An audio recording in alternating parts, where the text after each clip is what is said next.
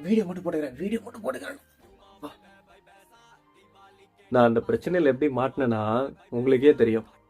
போன வாரம் நம்ம சேனலில் ஒரு போஸ்ட் போட்டிருந்தேன். சக்ஸஸ்ஃபுல்லாக வந்து 9K சப்ஸ்கிரைபர்ஸ் வந்து கெயின் பண்ணிட்டோம் அப்படின்னு சொல்லிட்டு. அதுக்கப்புறம் என்ன நடந்துச்சுன்னா சேனல்ல ஒரே கூத்து.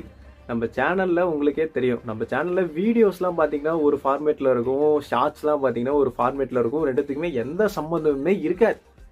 திடீர்னு என்ன ஆச்சுன்னா நம்ம வீடியோ பார்த்து நம்ம சேனலை சப்ஸ்கிரைப் பண்ணவங்களாம் ஷார்ட்ஸை பார்த்து அன்சப்ஸ்கிரைப் பண்ண ஆரம்பிச்சிட்டாங்க. ஷார்ட்ஸை பார்த்துட்டு நம்ம சேனலை சப்ஸ்கிரைப் பண்ணவங்களாம் வீடியோ பார்த்துட்டு அன்சப்ஸ்கிரைப் பண்ண ஆரம்பிச்சிட்டாங்க.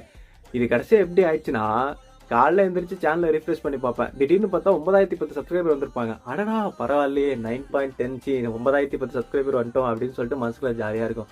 திடீர்னு 2 மணி நேரம் கழிச்சு திரும்ப ரிஃப்ரெஷ் பண்ணி பார்த்தா 8090 தான் இருப்பாங்க. என்னடா ஆச்சு அவ்வளோ சீக்கிரம் 20 சப்ஸ்கிரைபர் போயிட்டாங்களான்னு சொல்லிட்டு.